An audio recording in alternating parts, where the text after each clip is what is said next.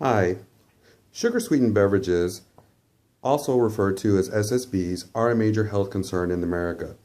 These SSBs have also created a major concern in employment rates, and that's what we're going to be talking about today. What we're going to discuss is how a 20% sin tax on SSBs could actually impact the employment rates in the U.S. And while we review, what we'd like for you to understand is how the alternative options to SSBs can also impact employee rates. My goal today is to show you the effects that a 20% sin tax can have on employment rates when they're added to the sugar-sweetened beverages.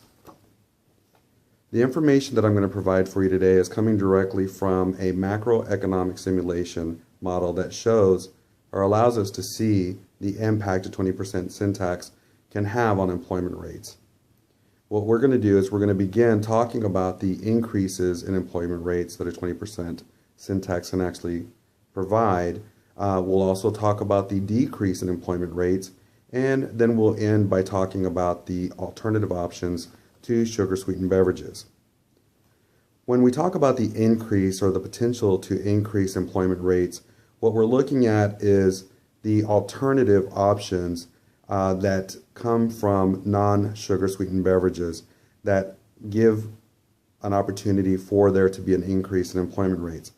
There's an article called Employee Impact on SSB Through Taxes, which shows us the simulation model to provide statistics on the increase in employment rates.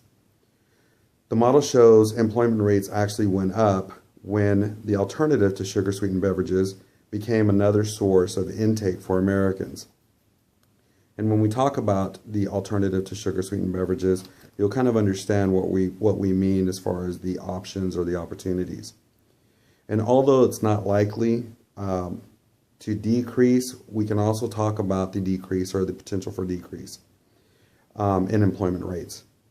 So when we looked at this model, it does show that it is not apparent that there would really be a decrease in employment rates.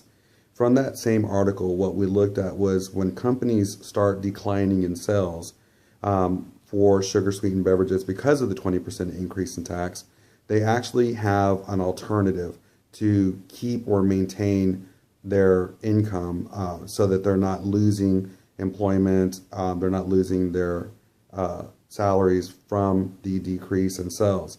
The alternate is that they would either offer alternatives or other companies would actually offer alternatives to sugar-sweetened beverages.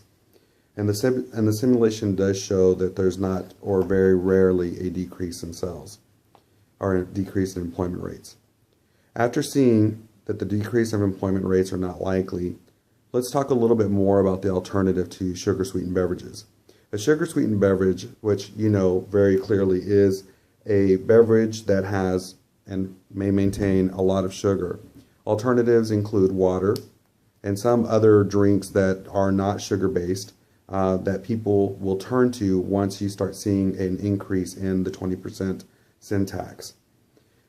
So when there is an increase and the source and sugar-sweetened beverages have actually been a source of a lot of health concerns in America, from diabetes to cardiovascular disease and so forth. And the article addresses the impacts on employment rates as well through increased sales of alternatives to sugar-sweetened beverages. As we saw before, a sugar-sweetened beverage usually is soft drinks, juices, and a lot of other things, but the alternatives mean that people are choosing to drink healthier items, which means the sales will actually increase. So the employers actually can maintain their staff if they sell that alternative. And they're able to keep their staff employed, meet the demand, sometimes even hire more employees. Or if they don't offer that alternative, the employee can actually go to another company who now is looking to meet the demand for the higher sales. In conclusion, what we discussed today is the effects that sugar-sweetened beverages had on employee rates. First, we discussed the increase, then we discussed the decrease in employee rates, or the potential to decrease, And then we talked a little bit more about the alternatives to sugar-sweetened beverages and how that offset the opportunities for employees.